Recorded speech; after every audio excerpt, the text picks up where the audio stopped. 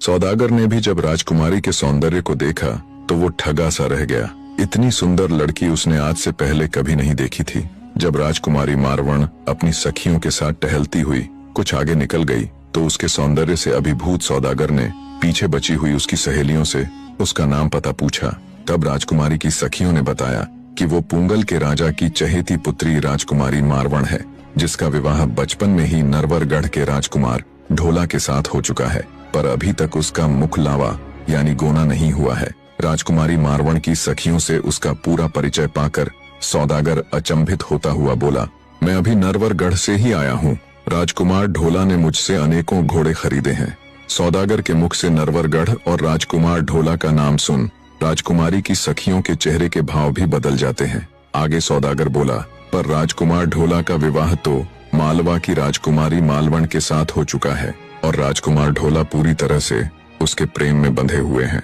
उन्हें तो ये भी पता नहीं कि उनकी शादी बचपन में ही मारवण नाम की लड़की के साथ हो चुकी है। सौदागर की बात सुन राजकुमारी की सखियां आश्चर्यचकित थीं, पर उनके असली हैरान होने की बारी तो अब थी जब सौदागर ने उन्हें बताया कि राजकुमारी मालवण ये अच्छे से जानती है कि ढोला की शादी बचपन में मारवण से हो चुकी है, इसीलिए उसने राज्य की सीमा पर अपने खास व्यक्तियों को तैनात किया हुआ है। शक्तिशाली पिता की इकलौती संतान होने के कारण धन या व्यक्तियों का उसे कोई अभाव नहीं है। उसके पिता द्वारा दिए गए वो सैनिक पुंगल से आने वाले संदेशवाहकों को या तो कैद कर लेते हैं या फिर मृत्यु के घाट उतार देते हैं। सौदागर की ये बात सुन राजकुमारी की सखियों को झटका सा लगा।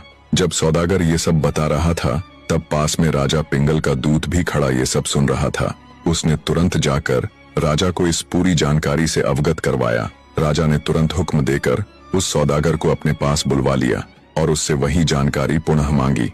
तब सौदागर राजा पिंगल के आगे सब कुछ दोहराता हुआ बोला, महाराज, जो आपने सुना वो सब एकदम सत्य है। हे महाराज, ढोला तो स्वयं कामदेव का अवतार है और आपकी पुत्री स्वयं पद्मिनी।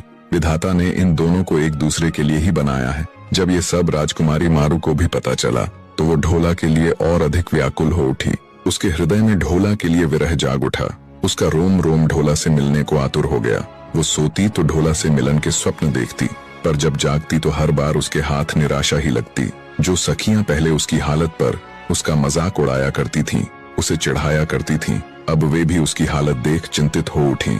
अपनी सखी मारू की ये दशा देख उन्होंने उसे समझाने का बहुत प्रयत्न किया, पर राजकुमारी मारू के ऊपर कोई असर न हुआ। अंततः उसकी सखियां रानी उमादे के पास जाकर मारू की हालत से उन्हें अवगत करवाती है। तब रानी उमादे कुछ सोचती हुई राजा पिंगल के पास जाती है। बने रहे।